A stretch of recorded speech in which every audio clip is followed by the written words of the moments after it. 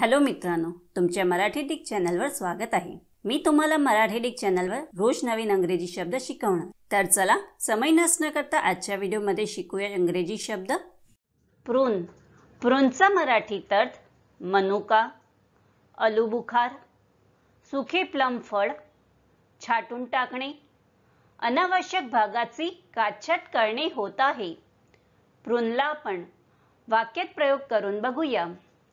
पहिला वाक्य आहे, prunes are a good source of potassium, vitamin A and fibre.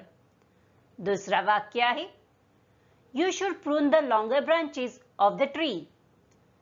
तिसरा वाक्य आहे, prune out any unnecessary details.